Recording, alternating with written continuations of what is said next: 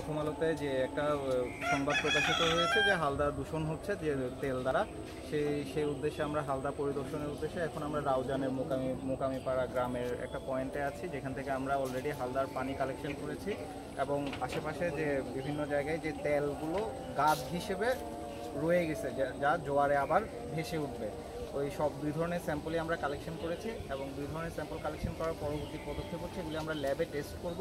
Test করে দেখব যে এটা মানে আমরা সোর্স আইডেন্টিফাই করার চেষ্টা করব, যে আসলে ল্যাব টেস্টে দেখব হচ্ছে এগুলি এলিমেন্টসগুলো কী কী, এলিমেন্টসগুলো আমরা জানতে পারলে তখন আমরা সোর্সটা আইডেন্টিফাই করতে পারবো যে আসলে কোন সোর্স থেকে এই তেল বা এই জাতীয় গাদ পদার্থটা এসেছে। এগুলি অবশ্যই আমাদের হালদার জন্য ক্ষতিকর, কারণ হালদা হচ্ছে আমাদের একমাত্র প্রাকৃতিক মৎস্য প্রজনন কেন্দ্র, এটার উপর অনেকের জীবিকা জড়িত।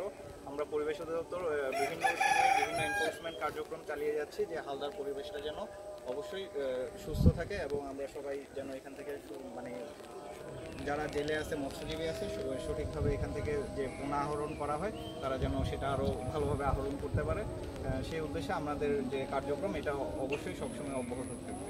আচ্ছা, এই যে মানে মনে করেন এবার আপনারা আসলেন দেখেন, হ্যাঁ, এর আগে কি এরকম কোনো কিছু হয়েছিল?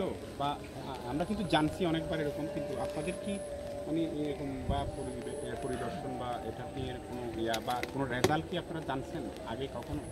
মানে এই ধরনের হালদায় তেল ভেসে আসা তো মানে আমার অভিজ্ঞতা হচ্ছে এটা প্রথম, মানে আমি এখনই আসলাম, বাট এর আগে হয়তো পূর্বে থাকতে পারে, এটা আপনারা ভালো বলতে পারবেন যে কোনো আছে নাকি, কিন্তু আমার পরিদর্শন হিসেবে আমি আপাতত প্রথমেই দেখলাম যে তেল আসছে। এখন আমরা এই তেলের সোর্সটা আইডেন্টিফাই করার চেষ্টা করছি।